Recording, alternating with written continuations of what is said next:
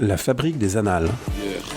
Les fondateurs de cette nouvelle histoire, qui sont Lucien Febvre et Marc Bloch, qui a juste 50 ans, ont fondé une revue. Un podcast coproduit entre Paroles d'Histoire et la revue Annales, Histoire, Sciences Sociales. Entre nous, à l'intérieur du comité, ce questionnement par rapport à notre propre pratique et la question de la réflexivité. Je parle même des techniques, je parle des villes, je parle de la monnaie, je parle de tout ce qui se répète en quelque sorte et qui échappe, je dirais. Une émission à retrouver chaque trimestre pour la parution d'un nouveau numéro de la revue.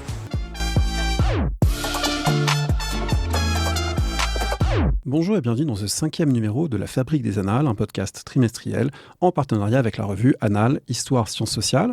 Aujourd'hui, nous parlons du numéro 81 et 2 de janvier-juin 2025, un numéro double qui se trouve en librairie et en ligne, et un numéro intitulé Animaux et animalité avec un grand dossier de multiples dimensions sur la question animale dans l'histoire et la façon dont les historiens et les historiennes peuvent s'en emparer. On aura le plaisir de discuter aujourd'hui dans un grand format de la notion de domestication. Et puis, dans les coulisses de l'émission, vous retrouverez l'ancien directeur des Annales, Vincent Azoulay, pour parler de ce rôle de direction.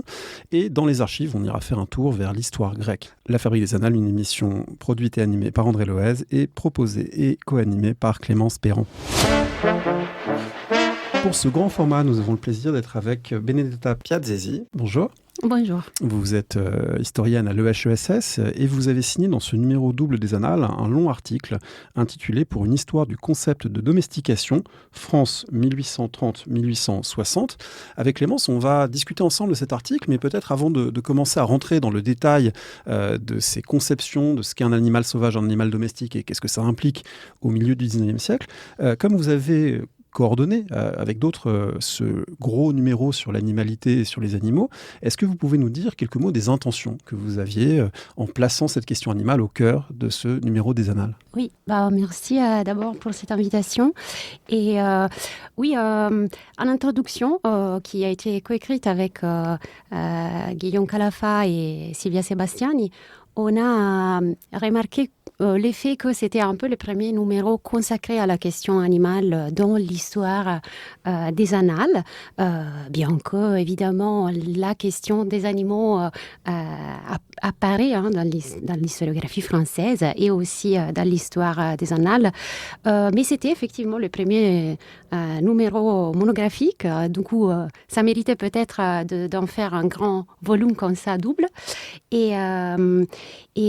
C'est structuré en 3 sections. Il y a une première section intitulée Frontières d'animalité où on discute plutôt de catégories de l'animalité des animaux et donc de la question aussi de frontières entre les différentes espèces et avec l'espèce humaine. Puis il y a 2 notes critiques très, très riches et puis une section plutôt sur des questions de, disons, à la frontière entre l'histoire économique et l'histoire environnementale, je dirais, sur les ressources animales. Et toute une série de comptes rendus, on peut le préciser, parce qu'il y a une production évidemment qu'on trouve dans la revue, mais c'est aussi un moment pour faire le bilan de 2 décennies, on va dire, de production très renouvelée sur ces questions. Donc il y a tout un train de comptes rendus pour faire le point là-dessus. Oui, absolument. Il y a beaucoup de comptes rendus, de textes aussi classiques que de textes récents, non ? Exactement. Clémence, je les garde parce que tu peux m'aider. Et je confirme. Clémence Perron qui a travaillé donc sur le numéro comme éditrice de la revue, on le rappelle. Alors peut-être Clémence, on va parler de cet article pour une histoire du concept de domestication en France 1830-1860 que vous avez édité, donc lu, relu attentivement. Par quoi on commence ? Et relu depuis pour ce podcast. Donc on va peut-être commencer par ce que vous placez en exergue de votre article, une citation de Lucien Febvre, que je vais prendre le temps de citer. « Faire l'histoire d'un mot, ce n'est jamais perdre sa peine, bref ou long, monotone ou varié. Le voyage est toujours instructif. Mais on compte dans toute grande langue de culture une dizaine de termes, jamais plus, souvent moins, dont le passé n'est pas du gibier d'érudit, du gibier d'historien, oui, dans toute la force du mot historien. » Alors, cet exergue positionne votre approche, puisque vous combinez dans votre article histoire des savoirs, histoire intellectuelle, histoire des concepts. Il m'a aussi semblé peut-être qu'elle vient également légitimer votre démarche contre d'éventuelles critiques pour une question qui aujourd'hui suscite des débats très animés. Donc comment en êtes-vous arrivé à vouloir penser ce mot en particulier dans toute sa profondeur historique, Qu'est-ce qui s'articule autour de son émergence ? Et peut-être aussi, est-ce que cette recherche répondrait à un moment historiographique précis ? Merci d'abord d'avoir évoqué cet exergue qui me permet d'emblée de remercier quelqu'un qui est Silvia Sebastiani, c'est elle qui m'a suggéré de ouvrir l'article avec cette citation qui effectivement m'a paru très très pertinente, à la fois évocatrice parce que Lucien Febvre utilise là un langage qui est le langage de la chasse. Finalement, il parle de gibier d'historien, donc ça m'a semblé pertinent, mais aussi parce que ce passage est tiré dans l'ouvrage de 1929 qui est dédié à l'histoire du mot de civilisation. Et donc, c'est comme tout l'article, c'est autour de cette relation entre civilisation et domestication. C'était particulièrement frappant. Et aussi, ça me permettait justement de jouer en ce double, je dirais, dimension historiographique. D'une part, les liens avec des problématiques, des traditions historiographiques classiques, donc d'histoire de mots, de concepts, mais aussi avec des débats actuels qui se font surtout à l'échelle, je dirais, interdisciplinaire. Alors l'article revient sur comment le mot domestication s'est imposé en France, en particulier dans le débat scientifique. Et le paradoxe, et je vous l'expliquer dans une longue introduction, parce que c'est un mot qui continue à faire réfléchir les philosophes, les scientifiques, toute une série de gens qui réfléchissent à la limite de l'animal et de l'humain, de la civilisation, de la sauvagerie. Donc c'est vraiment un mot-clé de ce point de vue-là. Et le paradoxe, c'est que ça fait des millénaires qu'il y a des animaux domestiqués, depuis le néolithique en particulier, mais on peut même discuter pour savoir si avant, il n'y a pas déjà des loups qui ont été en partie compagnons de chasseurs humains, etc. Donc les animaux domestiques, c'est une réalité millénaire, mais le mot domestication ne s'impose vraiment qu'à partir des années 1800, 1830, 1840. Alors, qu'est-ce qui dans le contexte, explique cette émergence ? Est-ce que c'est qu'on réfléchit plus à comment rationaliser l'élevage, etc. Est-ce que c'est les savants qui ont des meilleurs outils intellectuels pour penser à ça ? Voilà, comment on passe du domestique banal et ordinaire dans les fermes partout dans le monde à la domestication comme concept ? Oui, c'est tout à fait ça. Cette présence de ce deux durées très différentes, à la fois la question de technologie, de l'emprise, de la maîtrise de la nature, donc dans l'histoire très longue de techniques d'élevage, et de problématiques, par contre, assez précises de changement dans l'histoire des savoirs à ce moment précis, la première moitié du 19e siècle. Et c'est donc c'est un enchevêtrement de durée que j'ai essayé de mettre à lumière. Et oui, vous soulignez deux points importants. Donc, d'une part, c'est un moment de grands investissements sur les techniques, sur l'élevage animal. Il y a toute une série d'institutions nouvelles, d'enseignement agricole notamment, qui donc promeuvent de nouvelles pratiques et de nouvelles sciences de l'élevage animal. Et de l'autre part, de savoirs anthropologiques, des savoirs paléoanthropologiques, donc de nouvelles entreprises archéologiques qui font qu'effectivement c'est le moment même où on commence à parler par exemple de préhistoire. Et c'est donc, il me semble particulièrement intéressant de voir comment ces savoirs pratiques de l'élevage se croisent avec de savoirs plus savantes de l'histoire et de la préhistoire de l'être humain. Et vous parlez plus loin dans votre article de l'idée d'une sociabilité et d'une civilisation, on a déjà évoqué ce terme dès votre exergue, civilisation des bêtes. Alors pour aborder cette question, vous partez d'un cas qui à l'époque avait fait sensation, on en avait beaucoup parlé dans la presse, le cas d'une relation, je vais dire amicale pour simplifier, mais vous allez repréciser tout ça, en tout cas le cas d'une relation forte entre un chien et un lion à la fin du XVIIIe siècle, le lion Voira. Donc ce cas fait sensation et ça nous rappelle que la ménagerie, selon les époques, va servir des ambitions qui sont bien différentes, des ambitions finalement politiques. Ce cas d'amitié entre un chien et un lion se voit ici utilisé à des fins politiques pour servir un discours bien particulier. Alors quels sont ces narratifs qui se voient poussés donc, selon les époques ? Quels sont ces narratifs qui se voient mis en avant dans cette ménagerie ? Et comment est-ce qu'on en vient à cette idée de la sociabilité des bêtes ? Où est-ce que se mènent les expériences autour de cette sociabilité? Où est-ce qu'on observe les bêtes? Dans quelles institutions est-ce que tout cela prend place? Oui, cette amitié étrange entre les lions, qui a un nom qui s'appelle Voira, et les chiens, dont au contraire les sources n'ont pas retenu les noms, malheureusement. C'est un cas très célèbre, effectivement, et je me réfère aussi à des travaux importants qui ont été faits là-dessous, de Richard Burkhardt notamment, mais de Pierre Serna aussi, autour de justement cette construction à la fois scientifique et politique de la ménagerie républicaine. Et donc comment se construit tout un discours et un véritable spectacle, vu qu'il s'agit aussi d'exposer des animaux vivants autour de ces animaux du jardin de plantes. Et effectivement, les naturalistes, même si il n'y a pas que de scientifiques, de naturalistes dans les cas, Bernardin de Saint-Pierre, que vous citez, est une figure assez particulière parce qu'à ces moments, en 1793, il est l'intendant du jardin de plantes, mais il est un moraliste, proche de Rousseau, donc qui a cette fonction vraiment à la tête de l'institution scientifique naturaliste la plus importante de France, mais en tant que moraliste. Et donc, il joue particulièrement, je dirais, ces rôles aussi édifiants, de construction d'un imaginaire républicain. Lui, à côté d'autres, comme la CEPED, Étienne Geoffroy Saint-Hilaire, insiste sur le fait que si les ménageries d'Ancien Régime exposaient ces animaux sauvages, féroces, la ménagerie républicaine devrait plutôt préférer des animaux dociles, des animaux utiles.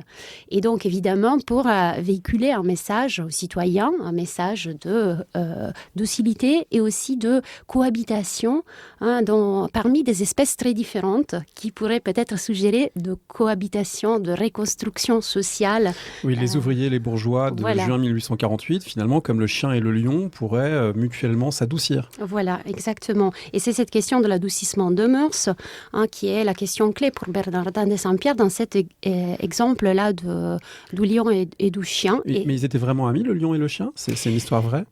Disons qu'apparemment, depuis les récits, oui, ils cohabitaient dans la même cage et ils avaient des expressions d'attachement réciproque. Ouais. Il y a aussi quelque chose d'autre là-dedans, c'est qu'il y a toute une réflexion sur l'intelligence animale. Si un animal est domesticable, ça veut dire que d'abord il peut vivre en groupe. Il y a la question du fait que c'est des animaux sociables et que donc on peut les comparer aux sociétés humaines parce que de la même manière que l'homme est sociable, il y a des animaux solitaires, des animaux sociables. C'est aussi une catégorie de pensée qui émerge. Et puis ça veut dire qu'ils ont une intelligence et donc ça veut dire qu'on les prend en compte peut-être d'une autre manière que ce qu'on dit souvent finalement sur le fait que la modernité, c'est l'assignation de l'animal à une chose, un outil dont on se rend maître et possesseur. C'est la formule classique. Est-ce qu'au XIXe siècle émerge l'idée que l'animal peut être autre chose qu'un simple objet et qu'il aura peut-être sa conscience ou ses motivations propres et que la domestication permet un peu de le penser? Oui, c'est un point clé pour moi aussi du point de vue, disons, de mon inscription dans certains débats historiographiques, mais pas seulement, d'aujourd'hui sur ces questions animales. À savoir de montrer comment certaines nouvelles conceptions de l'animal vis-à-vis de sa sensibilité, mais aussi de son intelligence, rentrent dans des programmes gouvernementaux, je dirais. Donc, comment ces facultés, qu'à l'époque on appelle vraiment de facultés morales, au sens que ça relève de mœurs des animaux, ces facultés peuvent être mises en valeur de quelque manière et rendues productives. Et effectivement, la question de la sociabilité, là, est cruciale, autant pour Bernardin de Saint-Pierre que pour quelqu'un d'autre, qui est un peu l'un des protagonistes de mon histoire, là, qui est Frédéric Cuvier.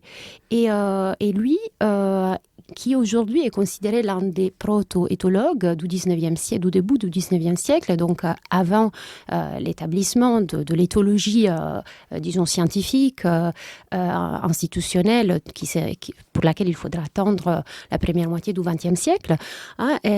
Frédéric Cuvier est l'un des premiers à faire une étude empirique de comportement des animaux. Et la sociabilité des animaux a là une place centrale, aussi parce que ça lui permet de s'inscrire dans des débats véritablement philosophiques et politiques depuis le XVIIe siècle. Oui, en effet, Cuvier était le garde de la ménagerie. Il observe réellement en direct les animaux dans la ménagerie et on vient comme ça à des conclusions concernant la sociabilité. Votre enquête tourne aussi autour d'une figure très importante et également peut-être un des protagonistes de votre histoire, Isidore Geoffroy de Saint-Hilaire, qui occupe une place charnière entre les deux dimensions que vous abordez dans votre réflexion, les dimensions naturalistes et la dimension sociale de la domestication, puisque nous le verrons, il se fait le passeur dans différents cercles, et notamment des cercles socialistes de l'époque, de l'idée de la domestication et du concept. Qui est-il ? Qui est Isidore Geoffroy Saint-Hilaire ? Comment en arrive-t-il à une théorie de la domestication qui part d'une étude entamée en amont, qui est son étude tératologique ? Alors là, il va peut-être falloir expliquer ce que c'est. Comment en arrive-t-il à cette conception de la domestication ? Oui, Isidore Geoffroy Saint-Hilaire est un autre... un peu comme Frédéric Cuvier, naturaliste peut-être moins connu. Sauf pour les gens qui habitent le 5e arrondissement, parce qu'ils ont tous leur rue autour du Jardin des Plantes, donc La Cépette, Buffon, Cuvier, Quatrefage, etc. Voilà, il y a un micro-quartier des naturalistes, et effectivement Geoffroy Saint-Hilaire, mais je crois que c'est le père qui a sa rue. Père, oui, voilà, oui. parce qu'il y a une famille de naturalistes. Exactement, comme Pietro Corsi l'a dit, il y a de véritables dynasties naturalistes au Muséum en ces moments, et lui, justement, il est un peu dans l'ombre de son père, peut-être, Étienne Geoffroy Saint-Hilaire, qui est très célèbre, entre autres choses, pour les débats de 1830 autour de transformisme et fixisme avec Georges Cuvier. Georges Cuvier, et les frères aînés du Frédéric Cuvier dont on parlait tout à l'heure.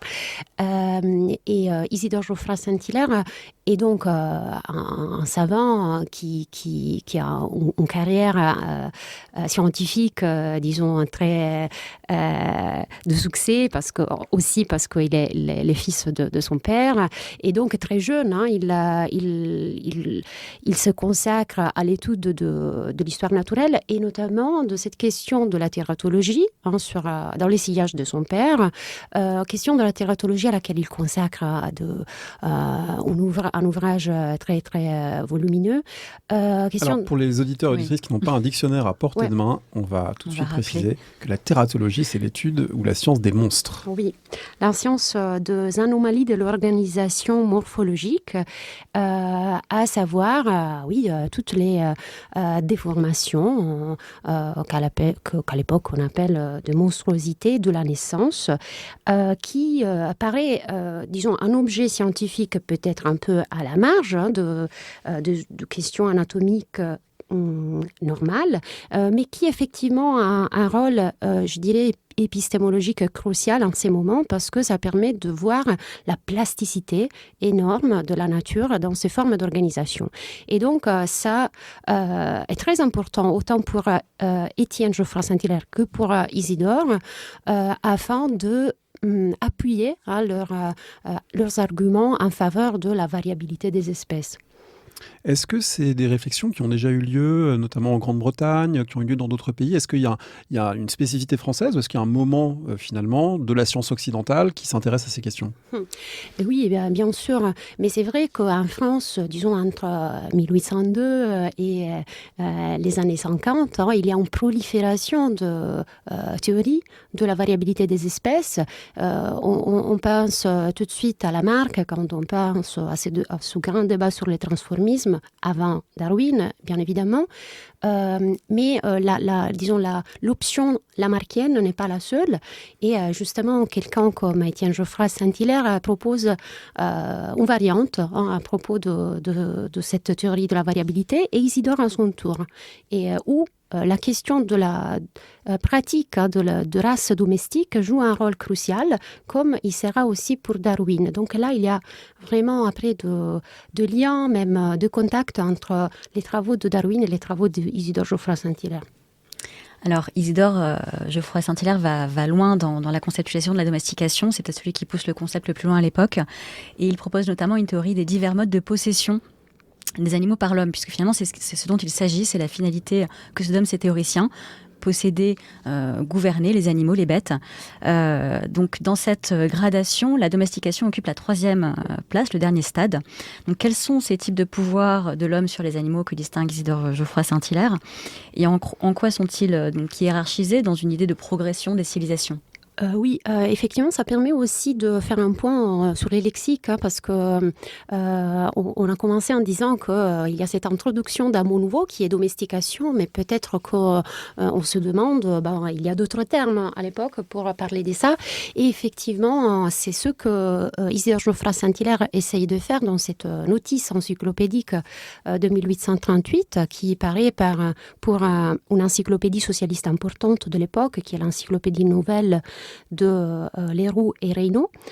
Et dans cet effort de définition de ce nouveau concept, effectivement, il distingue la domestication véritable de 2 autres formes de maîtrise des animaux qui sont la captivité et l'apprivoisement. Donc la captivité est évidemment une forme d'emprise de l'extérieur, qui s'exerce sur l'animal de l'extérieur, donc par la contrainte, il le dit explicitement, tandis que l'apprivoisement et la domestication s'exercent sur l'animal d'une manière tout à fait différente, à savoir par la manipulation de ses besoins et de ses habitudes. Et c'est donc ce que apprivoisement et domestication ont en commun. Après, la différence, et c'est pourquoi tous ces naturalistes et savants revendiquent la nécessité d'introduire ces nouveaux mots, c'est que si l'apprivoisement s'exerce sur l'animal singulier, sur l'individu, la domestication s'exerce sur la race et sur l'espèce tout entière. Donc, elle implique vraiment des temporalités très longues, cette dimension phylogénétique qui fait de la domestication, comme ils le disent, le résultat de l'œuvre de l'humanité tout entière. Est-ce qu'en plus de ces conceptions sur la domestication, il y a pour cette génération, on va dire, de gens qui s'intéressent à ça, il y a des expériences pratiques où il y a des cibles? Autrement dit, est-ce qu'on pense la domestication en disant, une fois qu'on aura bien défini ce que c'est, on pourra prendre le zèbre? Parce que le zèbre, finalement, ça ressemble à un cheval. Est-ce qu'on ne pourrait pas le domestiquer comme on a domestiqué le cheval? Ou alors est-ce qu'ils se disent, est-ce qu'on va prendre le tigre? À un moment, il y a quelqu'un, mais qui est plus un rêveur, on en reparlera sans doute, qui imagine que les bateaux pourront être tractés par des hippopotames dans les rivières, parce qu'une fois que l'hippopotame sera domestiqué, finalement, il jouera le rôle de locomotive fluviale, en quelque sorte. Donc, est-ce que c'est des gens qui essayent pratiquement, avec des animaux capturés, par exemple, de voir s'ils peuvent les changer leur comportement, les faire se reproduire, etc. Est-ce qu'il y a une dimension concrète de ces efforts? Tout à fait, surtout à travers comme des appels qui sont véhiculés par le bulletin de la Société zoologique d'acclimatation et qui donc demandent vraiment aux privés, aux éleveurs, soit aux naturalistes, sur les territoires français, mais aussi et surtout dans les territoires coloniaux, évidemment, de se mettre à cette entreprise et d'envoyer, en tant que correspondant, le résultat au bulletin de la société qui sont publiés, effectivement. Donc, bon, après, c'est une entreprise qui n'aura pas beaucoup de succès, effectivement. Pas beaucoup d'espèces nouvelles seront amenées à la domestication, sauf, par exemple, le cas de l'autruche. C'est considéré un peu l'un des succès de la société. Et là, effectivement, ce que vous dites est intéressant parce que toute la question est de bien connaître les comportements des animaux, de bien connaître les instincts, donc de les connaître dans ces facultés presque psychiques, pour savoir comment les aménager. Oui, parce que ça leur permet de faire aussi un retour conceptuel sur ce que veut dire domestiquer, parce que si tout n'est pas domesticable, ça veut dire qu'il y a des critères. Et donc, un animal trop solitaire, ou un animal trop féroce, ou un animal pas assez intelligent, ou trop intelligent, etc. Donc, est-ce que ça les aide finalement à établir? Est-ce qu'il y a une checklist du domesticable et du non domesticable? C'est pas systématisé autant, je dirais, mais effectivement, ce qui est intéressant, et là déjà, Frédéric Cuvier, dans les années 1820, on disait ça, c'est qu'il déplace un peu la question du pouvoir de l'être humain, de de son pouvoir de capture, disons, donc des facultés humaines vers des facultés animales. Donc la question devient vraiment qu'est-ce que fait que certains animaux sont domesticables et d'autres pas. Et c'est des questions effectivement qui rappellent des débats de nos jours, parce que aujourd'hui on parle désormais de domestication au pluriel, parce qu'il y a des espèces qui ont été domestiquées par les biais, bien sûr, de la contrainte, mais aussi des espèces animales qui se sont domestiquées eux-mêmes, on dit, donc qui se sont rapprochées de communautés humaines, d'autres qui tout simplement ont commencé à faire partie de la domus, donc de l'espace de l'environnement artificiel humain. Donc, ces différences dans le patrimoine comportemental des différentes espèces jouent un rôle clé dans ces différents schémas. Oui, donc le doux rêveur dont parlait André, il s'agit de Charles Fourier qui donc là avait ce modèle des anti-animaux, l'anti-fauve, l'anti-hippopotame et tant d'autres serviteurs. Et donc c'est quand même l'idée qu'il conçoit autant de serviteurs de l'homme qui peuplent la nature. Donc on voit là émerger l'idée d'une utopie, d'une domination pacifique de la nature. Donc c'est comme ça que vraiment Geoffroy Saint-Hilaire conçoit la domestication dans cet objectif de domination pacifique de la nature. Et il passe cette conceptualisation de la domestication dans des cercles donc socialistes. De quelle manière donc ces différents individus et penseurs socialistes de l'époque, tels que Alphonse Esquiroche, Jules Michelet, Auguste Comte et tant d'autres, vont-ils s'approprier cette idée de domestication ? Dans le siège de cette vision utopiste, comment s'intéresse-t-il à la question de la domestication animale ? D'abord, il faut dire que c'est la majorité de ces personnes que vous citez font partie d'un même cercle. Beaucoup d'entre eux fréquentent vraiment les salons de, cette fois, Étienne Geoffroy Saint-Hilaire, donc le père de notre Isidore Geoffroy Saint-Hilaire, qui à l'époque était considéré un véritable prophète pour tout un tas de personnalités qui ont de sympathies socialistes, mais aussi des intérêts naturalistes assez marqués. Et c'est notamment la question du rapport entre l'ordre naturel et l'ordre social qui leur intéresse. Ainsi que la question du rapport entre l'unité de la nature et sa variété. Donc, c'est ces deux questions qui sont au cœur de la question de la variabilité des espèces que ces penseurs du social essayent d'appliquer à leur conception de la société. Et donc, effectivement, la question de la domestication des animaux, là, encore une fois, évidemment, ça capte leur intérêt autour de cette question de comment établir un ordre parmi différentes espèces, mais sans l'exercice de la contrainte. Je crois que cette question de la stigmatisation de la brutalité est une question clé, mais aussi dans une option quand même d'ordre. Donc, comment établir un ordre qui est un ordre pacifique ? Avec des choses assez étonnantes qui préfigurent, je pense, certains développements plus récents de l'automatisation des tâches, voire de l'IA, puisque un de ces penseurs socialistes ou socialisants imagine un monde dans lequel les singes entraînés finalement et domestiqués feront toutes les tâches dégradantes, descendront à la mine, ce qui permettra en quelque sorte de préserver la classe ouvrière et de lui rendre une dignité plus grande. Et donc du coup, il y aura toujours une hiérarchisation, mais les prolétaires seront sauvés en prolétarisant les animaux. Je ne sais pas si c'est exactement le fond de sa pensée, mais c'est l'impression qu'on en retire. Et alors c'est très frappant parce qu'on a vraiment l'impression de lire des pages contemporaines. Absolument. Dans ce cas, il s'agit d'un publiciste qui est comme une figure un peu de journaliste d'aujourd'hui, qui s'appelle Victor Meunier, et qui effectivement inscrit cette question de la domestication des espèces à l'intérieur d'une utopie socialiste et de ses préoccupations vis-à-vis de lourdes tâches de classe laborieuse de son temps. Et donc, il envisage cette question de l'usage de singes dans les usines, quelque chose que j'ai retrouvé après dans des sources dans la presse.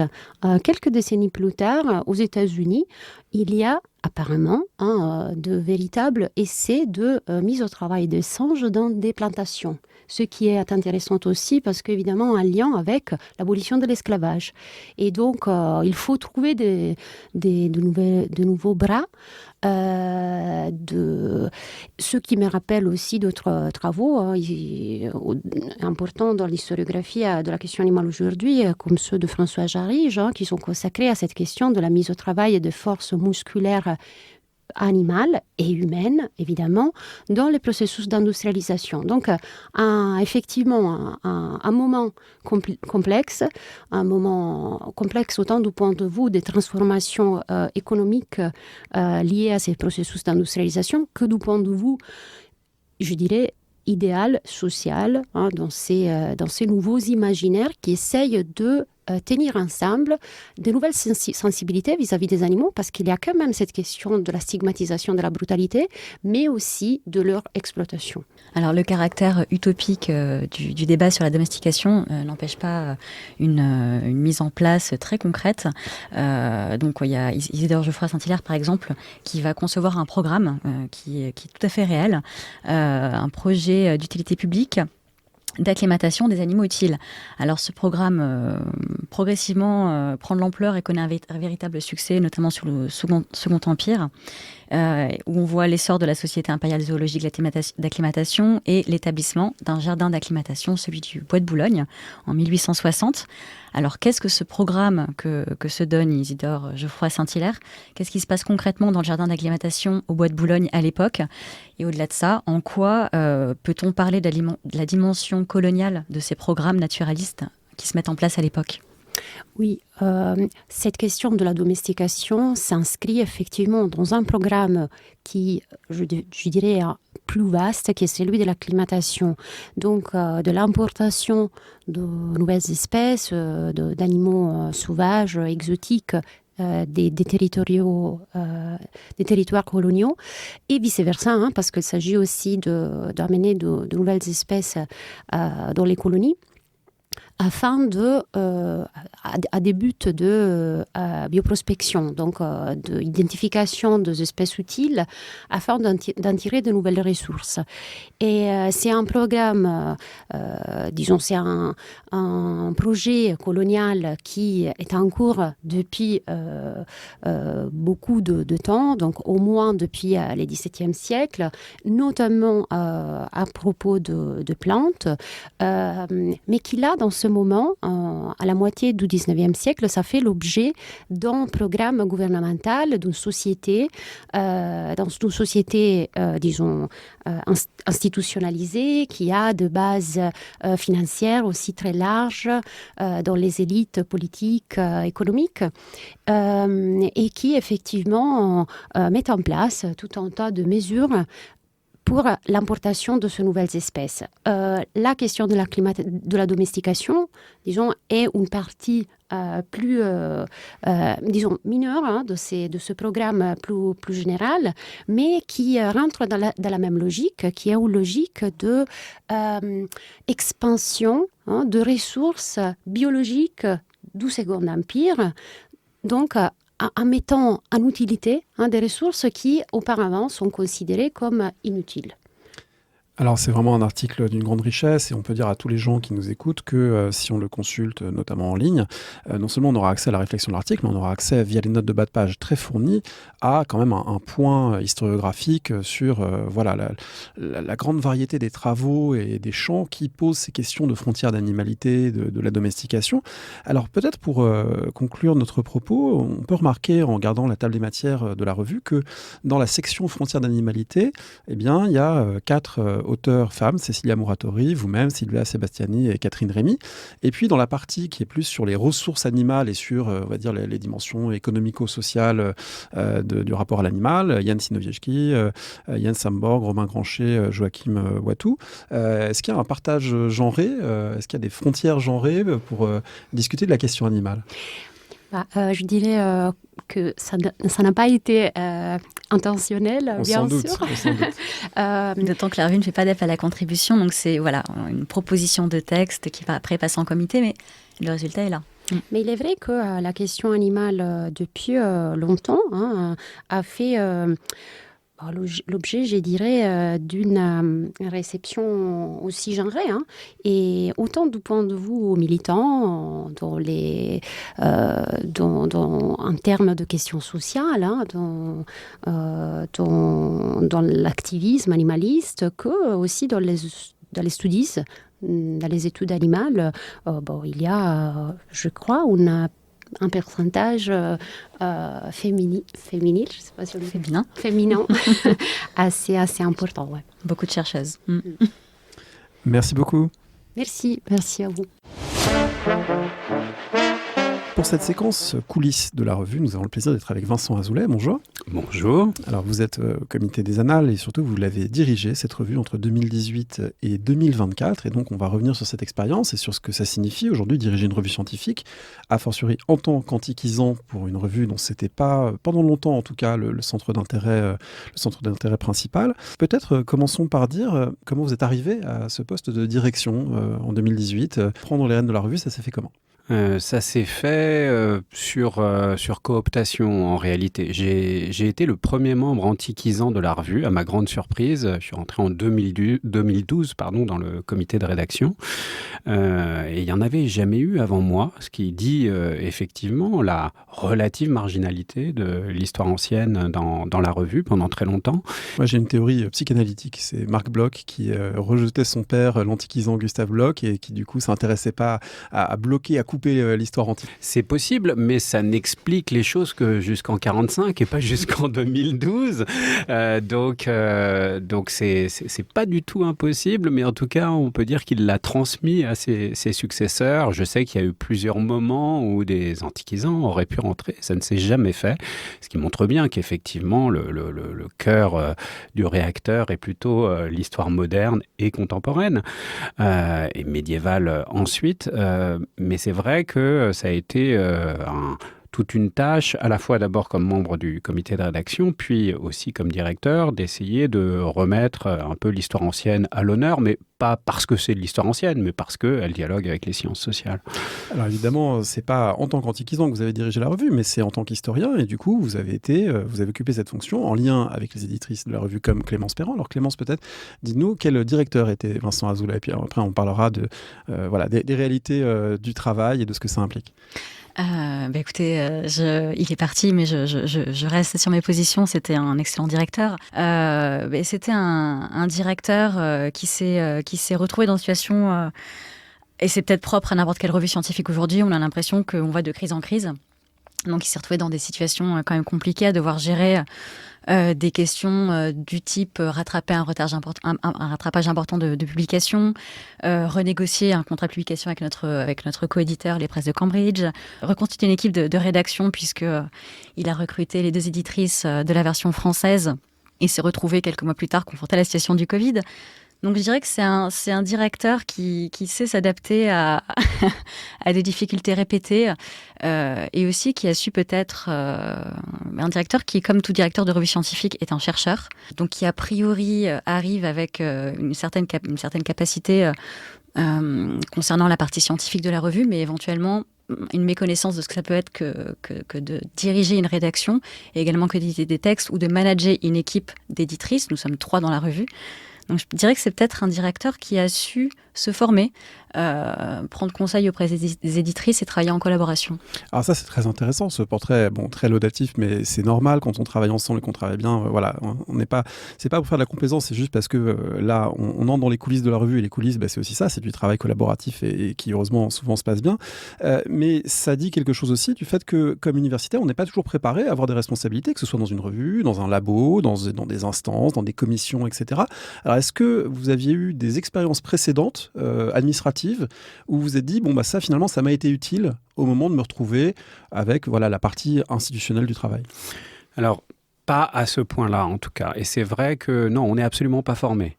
Et que le premier pas vers quelque chose qui pourrait être une direction pas trop anomique, c'est de le savoir. Et de savoir qu'on n'est absolument pas formé, et même plus, je dirais que dans mon cas, j'avais tout fait et construit toute ma carrière pour éviter ce type d'engagement administratif, lourd, managérial, à la fois sur le fond, par la carrière de chercheur, d'enseignant-chercheur que j'ai embrassé, mais aussi par goût, c'est-à-dire que je me suis retrouvé directeur des Annales, mais c'est de la cooptation, on en a parlé à l'intérieur du comité de rédaction, mais c'est aussi parce que la tâche étant lourde, ça ne se bousculait pas au portillon.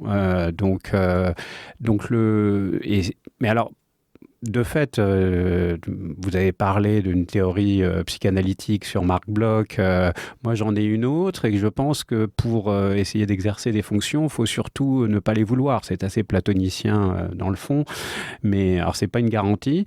Mais disons que c'est vrai que ça peut être, en tout cas, un premier pas avec l'idée qu'on ne sait pas tout, qu'on doit se former et qu'on a tout à apprendre de ceux qui font vraiment le travail. Et c'est vrai que je suis arrivé sans aucune véritable expérience. J'avais déjà publié des livres, publié des collectifs, mais c'est pas du tout la même chose. Vous n'aviez pas, par exemple, monté des projets pour les ANR ou les ERC qui impliquent des budgets pluriannuels et 50 recrutements, ces grosses machines qu'on a vues monter en puissance dans le monde de l'enseignement supérieur et de la recherche depuis maintenant une quinzaine, vingtaine d'années. Vous avez une carrière avec des collaborations, mais peut-être pas ce type de projet-là. Non, je dirais même que c'est vraiment tout ce que je suis dans la recherche, même si je dois bien reconnaître, et pour avoir beaucoup d'amis qui sont là-dedans, que ça produit de la bonne recherche. Pas toujours, hein, mais... Pas toujours, mais que, en tout cas, ça donne des moyens, et quand on a un vrai projet intellectuel et des ressources, c'est un levier qui peut être extrêmement intéressant. Mais c'est vrai que c'est absolument... Je n'ai jamais été engagé là-dedans, à part de façon très, très secondaire, et c'est vrai que je l'ai plutôt fui au cours de ma carrière. Alors, on se retrouve comme ça embarqué dans un mandat qui, en général, dure 4, 5 ans, qui pour vous a duré 6 ans.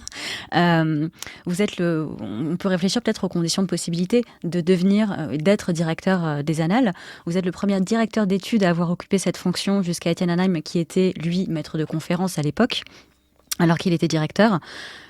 Donc le poste a été pensé dans les années 70 en fonction de réalités qui étaient les réalités de l'université de l'époque. On sait bien que cela ne rencontre en rien, qu'il y a un décalage très important entre ce qu'était l'université à l'époque et ce qu'on attend d'un chercheur ou d'une chercheuse aujourd'hui. Comment est-ce qu'on fait ?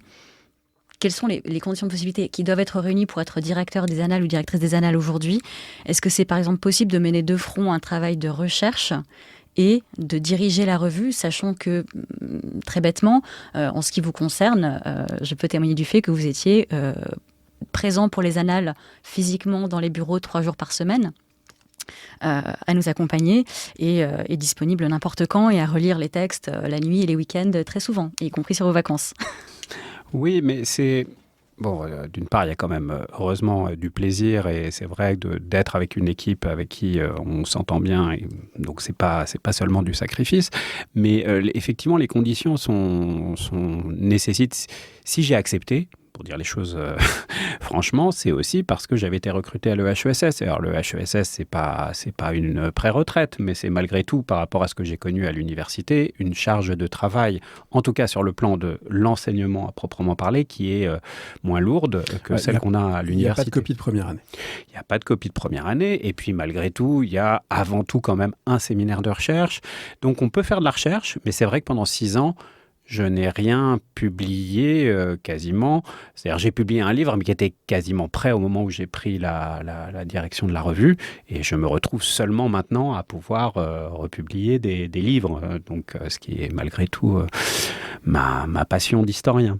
Je reviens un instant sur ce que vous avez dit une sorte d'impréparation. Est-ce qu'on ne pourrait pas, avec un petit clin d'œil, dire que vous avez pris cette direction comme une magistrature athénienne ?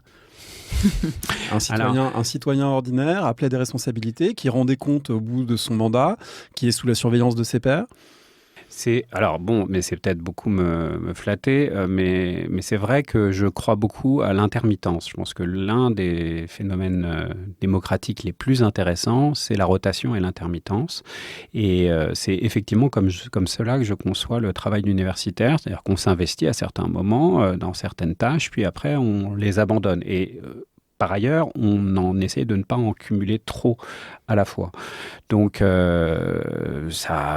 malheureusement, quand on n'est pas trop dysfonctionnel, on est souvent beaucoup sollicité, et c'est pas évident de toujours savoir dire non. Et donc, on peut comme ça aller de tâche en tâche.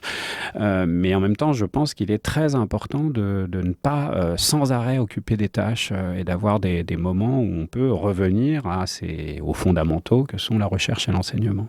Alors, être directeur d'une revue scientifique aujourd'hui, ça implique également de se confronter à des défis de taille, et notamment se confronter à l'idée d'arriver à perpétuer l'existence même des revues scientifiques et à trouver les financements qui vont permettre comme ça cette pérennité, cette continuité.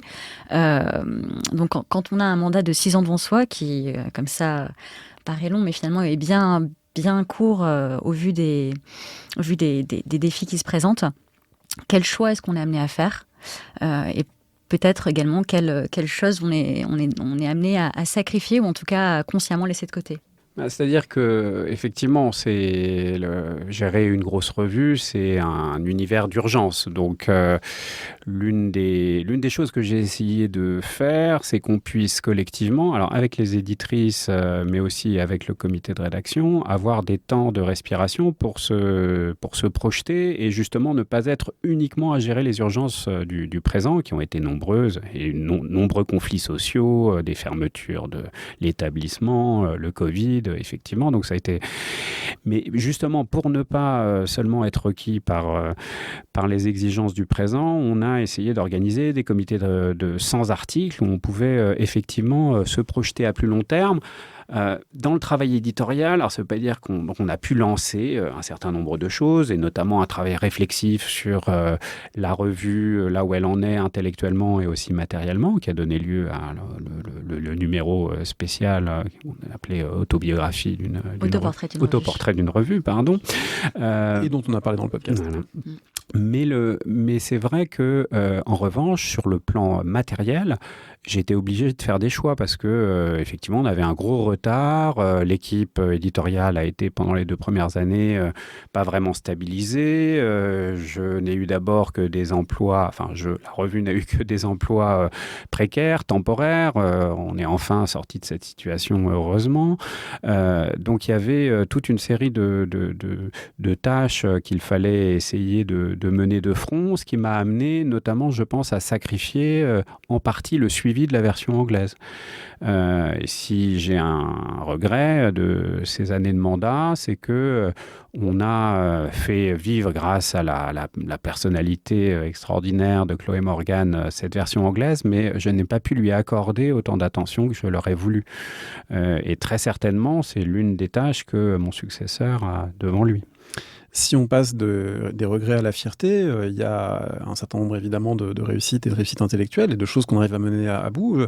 Je sais que vous vouliez parler d'un article dans un dossier démocratie athénienne, où vous avez vous-même signé un papier sur la réconciliation athénienne après la défaite et la guerre civile, la fin de la guerre du Péloponnèse en 404-403 avant notre ère. Et puis, à côté de cet article que vous avez signé, il y a celui de Mirko Canevaro, la délibération démocratique à l'Assemblée athénienne. Donc, c'est dans un numéro de 2019-2. Est-ce que vous gardez ça comme un des bons moments intellectuels de votre direction, d'avoir porté ce papier et plus largement l'histoire antique, au fond, dans la revue ? Oui, parce que c'est vrai que s'il y a un avantage à diriger une revue, c'est qu'on peut, alors non pas publier les gens qu'on aime, mais au moins essayer de susciter des papiers et des papiers qu'on pense importants. Et celui de Mirko Canevaro, pour moi, c'est un vrai cadeau. Parce qu'on peut dire que publier dans les annales, c'est effectivement une fierté pour les chercheurs, mais c'est aussi pour la revue une fierté de publier certains de nos collègues. Et c'est le cas pour Mirko Canevaro, qui est professeur à Édimbourg, donc italo-écossais, et d'ailleurs pour l'indépendance de l'Écosse, et qui, dans cet article, provoque une petite révolution sur notre compréhension du fonctionnement de la démocratie athénienne. Pour moi, c'est le meilleur spécialiste de la démocratie athénienne actuellement, et ce papier est certainement son papier le plus important, où il montre que contrairement à ce qu'on a longtemps pensé, la démocratie, c'est pas la loi de la majorité, mais c'est la loi de l'unanimité construite par la délibération. Et dans un papier qui fait dialoguer vraiment les théories de la démocratie délibérative à la Bernard Manin et l'histoire ancienne dans toute son érudition et parfois son âpreté, dans ce qui, pour moi, est une magnifique réussite. Alors, un article, je crois, qui va passer en anglais, Clémence. Exactement. Chloé Morgan, qui est encore à l'édition de la version anglaise, est en train de peaufiner son travail sur ce texte et donc il va prochainement sortir sur la plateforme de Cambridge Core. Donc, on l'a vu, être directeur des Annales, c'est une charge considérable de travail en plus de vos fonctions d'enseignant-chercheur. Après, avec un recul peut-être de 6 ans et après avoir assumé cette charge de travail très importante, comment s'est passée la passation avec le prochain directeur, le directeur des Annales qui vous a succédé, Guillaume Calafa? Comment est-ce que vous avez accompagné cette transition? Et peut-être aussi, comment est-ce que vous pensez que ce poste pourrait évoluer à l'avenir? Je sais que par exemple que Guillaume envisage et va bientôt mettre en place une codirection. Donc voilà, une direction à 2 têtes de la revue. Est-ce que c'est une solution envisagée pour peut-être donner un peu plus envie à différents membres du comité de s'investir dans cette tâche à l'avenir? Oui, je pense que c'est effectivement une très bonne solution qu'a mise en place Guillaume et que j'ai mis en place toute une série de réformes. Celle-là, ce n'a pas été le cas et je pense que c'est une excellente mesure parce que la charge est intimidante et que Guillaume, heureusement, a une décharge actuellement, mais effectivement, pourrait l'occuper à passer son habilitation à diriger des recherches, en tout cas dans de meilleures conditions qu'il le fait actuellement. Donc, effectivement, pouvoir se partager la charge à 2, ce qui demande malgré tout beaucoup de réflexion pour savoir qui fait quoi, comment on se répartit le travail, de façon à ce qu'il n'y ait pas de déresponsabilisation. Ça, c'est vraiment, me semble-t-il, une piste extrêmement importante et puis aussi une façon... ça va être le cas d'arriver, par exemple, à la parité de genre, puisqu'on n'a jamais eu qu'une directrice des Annales, qui s'appelait encore d'ailleurs secrétaire de rédaction, parce que d'une certaine façon, j'ai été l'un des premiers directeurs de la publication. Avant, on avait des secrétaires de rédaction qui étaient chapeautés par un comité de vieux mâles blancs extrêmement intelligents et influents, qui avaient en réalité sous leur coupe un ou une petite, souvent un petit jeune qui faisait le travail éditorial avec l'éditrice ou les éditrices. C'était qui cette secrétaire de rédaction? Lucette Valency. Lucette Valency. Voilà. Alors finalement, cette codirection, ce serait un retour aux sources. Donc il faudra juste dire aux 2 co-directeurs de lire l'intégrale de la correspondance Bloch-Fèvre, y compris dans les moments très tendus entre eux, qui ont existé et pas qu'un peu, pour bien se préparer à la tâche. Oui, mais avec quand même une différence, c'est-à-dire que là, l'idée serait plutôt de fonctionner sur le mode du tuilage, donc peut-être des mandats qui se mettraient en place, avec 2 ans, de façon à la fois former quelqu'un qui reste à chaque fois pour engranger une forme de mémoire et aussi donc là, une mémoire institutionnelle. On est dans le modèle tétrarchique, quoi. On est avec le César et l'Auguste de la tétrarchie de Dioclétien. Oui, sauf qu'ils sont vraiment tout de suite sur le même plan et c'est aussi différent de Bloch et Fèvre parce que ce n'est pas leur revue et leur bébé, mais quelque chose dont on sait qu'on doit essayer de transmettre dans le meilleur état possible. Voilà, c'est une manière de dire simplement que les revues se réinventent et se réinventent en restant fidèles, paradoxalement aussi, parfois à leur passé. Merci beaucoup. On va se retrouver en fait tout de suite pour parler des archives.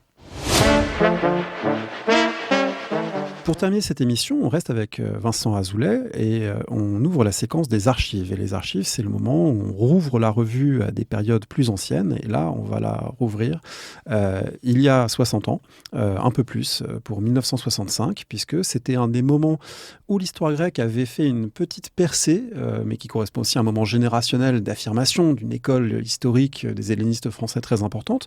C'est un article de Jean-Pierre Vernant, qui est une note critique sur un livre tout à fait considérable, le livre de Pierre Lévesque et Pierre Villel-Naquet, Clisthène l'Athénien. L'article s'intitule « Espace et organisation politique en Grèce ancienne », donc paru dans le numéro 23 de 1965, une vingtaine de pages pour parler de ce moment fondateur de l'Athènes démocratique. Qu'est-ce que ça dit que ça apparaisse dans les annales à ce moment-là ? Ça dit à la fois beaucoup de choses et en même temps c'est aussi l'histoire d'une invisibilisation. C'est-à-dire que c'est un article effectivement publié dans les Annales, mais qui en général n'est jamais conçu comme tel, parce que cet article a été publié en même temps dans le 2e livre de Jean-Pierre Vernant, Mythes et pensées chez les Grecs, sans être crédité aux Annales. Parce que on est en 1965, c'est la date de publication de Mythes et pensées en Grèce ancienne, ou chez les Grecs, et donc exactement en même temps que la publication des Annales. Alors que le Mythes et pensées en Grèce ancienne, donc, qui est vraiment le grand livre de Vernant qui lance la vogue de l'anthropologie historique de tradition structuraliste, c'est un recueil d'articles en réalité, rangés par thème, qui sont tous crédités aux revues qui les ont accueillis au départ, sauf celui-là, c'est assez étonnant, mais en réalité, ça se comprend dans la mesure où les deux ont été publiés en 65 et très certainement, ils ne devaient pas avoir la pagination. Mais ce qui est étonnant, c'est que ça a été réédité à de multiples reprises. Mythes et pensées en Grèce ancienne, il y en a une dizaine de rééditions, de traductions, et ce n'est jamais renvoyé comme un article des Annales. Mais là où je trouve ça particulièrement intéressant, c'est que 65, c'est une année, en tout cas une couple d'années extrêmement important pour ce qui est précisément la fondation de cette anthropologie historique de la Grèce ancienne. C'est-à-dire qu'en 1964, Pierre Vidal-Naquet, donc l'auteur du livre dont Jean-Pierre Vernant fait la note critique, avec Pierre Lévesque, auteur Vidal-Naquet et Pierre Lévesque, mais avait fondé avec Jean-Pierre Vernant le Centre de recherche comparée des sociétés en scène. C'est 1964. 1965, donc c'est Mythes et pensées en Grèce chez les Grecs, de Jean-Pierre Vernant. L'article de Vernant sur le livre de Vidal-Naquet, donc on peut voir des phénomènes non pas de renvoi d'ascenseur, mais en tout cas d'un groupe qui s'affirme comme tel. Qui a sa cohérence. Qui a sa cohérence et qui cherche aussi sa légitimité dans les revues, et notamment dans les Annales. Même si, finalement, ce n'est pas crédité dans le livre qui fait événement en 65. Donc on a véritablement un moment à la fois institutionnel et éditorial important, sachant que l'année suivante, en 66, Vidal-Naquet va entrer à la 6e section, ce qui va devenir le HESS, avec Vernant qui s'y trouve et qui bientôt quittera son poste pour permettre à Vidal-Naquet de devenir directeur d'études dans cette même maison. Donc on est à la fois dans un tout petit milieu qu'on pourrait penser sous des formes de renvoi d'ascenseur et de brosse à reluire, mais en réalité on est surtout dans la phase de constitution d'une véritable tradition intellectuelle et épistémologique, l'anthropologie historique, qui passe par des moyens institutionnels et éditoriaux. Alors, ce qui est intéressant aussi, c'est que vous avez dit le fait que l'article ne soit pas crédité, c'est finalement presque comme une invisibilisation, un rendez-vous manqué, mais c'est aussi un rendez-vous intéressant parce que des deux côtés, la rencontre Vernant-Vidal-Naquet-Annales, elle a du sens parce que d'un côté, le type d'histoire grecque que propose Vernant-Vidal-Naquet, que cet article soit dans les Annales, ça a du sens parce que finalement, il est moins classique que ce que publierait à l'époque le bulletin de correspondance hellénique ou la revue des études grecques qui, ne serait peut-être pas aussi réceptive à ces propositions très novatrices. Et puis pour les Annales, qui traitent à cette époque très peu d'histoire politique, on est vraiment dans le moment brodélien pur et dur, où on est sur la longue durée, etc. Là, on reçoit de l'histoire politique, de l'histoire de la cité athénienne, mais de l'histoire politique au prisme du mythe, de la longue durée, de l'espace, de questions qui dépassent le politique entendu au sens le plus banal du terme. Donc finalement, c'est une double rencontre qui malgré tout a du sens. Oui, elle a du sens, elle est d'une certaine façon, le papier de Vernant est très en avance. En réalité, c'est des choses qui, effectivement, commenceront à apparaître dans les Annales pour d'autres périodes dans les années 70. Or là, on est en 65. Donc, effectivement, il y a un intérêt, mais il y a un intérêt qui est comme ça, sous l'angle aussi d'une forme de méfiance réciproque. Il y a des intérêts bien compris, mais aussi une forme d'écart qui est un écart de longue durée entre l'histoire ancienne et les Annales. Mais c'est vrai que le papier est aussi intéressant parce qu'il est couplé avec un autre article qui est celui de Louis Gernet. Louis Gernet, c'est le maître de Vernant. C'est d'une certaine façon le grand-père de l'anthropologie historique de la Grèce ancienne, si Jean-Pierre Vernant en est le père. Et c'est un papier d'ailleurs qui construit aussi ce nouveau champ, puisque c'est également une note critique consacrée à un livre de Jacqueline de Romilly, c'est-à-dire une tenante de l'histoire la plus traditionnelle, qui est plutôt louangeur, mais qui montre bien, c'est un livre qui s'appelle Histoire et raison chez Thucydide, que la raison dont parle Jacqueline de Romilly n'est absolument pas vue sous un angle anthropologique ni même historique, et qui est précisément ce sur quoi travaillent Gernet et Vernant dans le même temps.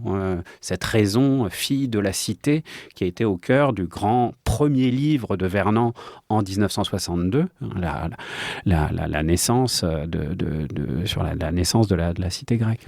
C'est un article qui se relie bien aujourd'hui, Espace et organisation politique en Grèce ancienne. Alors, il y a eu des avancées depuis sur ces questions, un livre récent. C'est un livre, une note critique très intéressante parce qu'elle n'est pas du tout que dans la louange. Elle essaye de réintégrer, comme faisait souvent Vernant, ce que disent d'autres auteurs dans ses préoccupations des moments qui concernent justement l'espace et le temps, qui sont au cœur notamment du livre qu'il publie en même temps en 1965, donc Mythes et pensées chez les Grecs.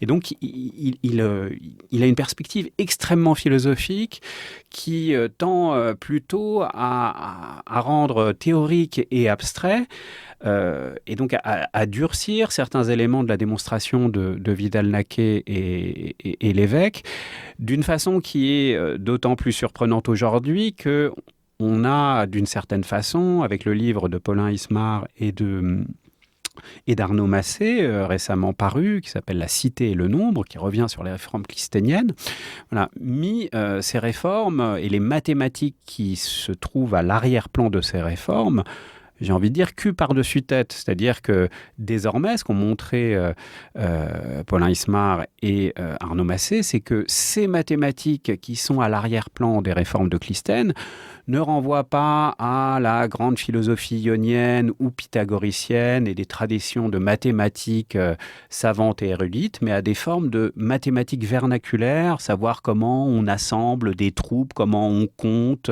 des pommes, donc des formes d'opérations mathématiques élémentaires qui permettent d'ancrer ces réformes dans un terreau historique bien différent que celui que Vernant nous donne à lire. Mais ça renvoie à la fois à une époque, et puis c'est surtout toujours extrêmement inspirant par la capacité qu'il a de ressaisir et de remettre en perspective des évolutions de longue durée. Merci beaucoup Vincent Zoulet. On rappelle qu'on retrouvera toutes les références sur le site accompagnant l'émission. Merci.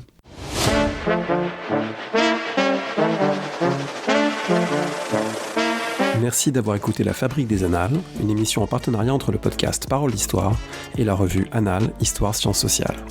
N'hésitez pas à nous faire part de vos commentaires sur paroledhistoire@gmail.com ainsi que sur les réseaux sociaux. Rendez-vous sur le site du podcast et de la revue pour y retrouver toutes les références des textes discutés. Merci et rendez-vous au prochain numéro.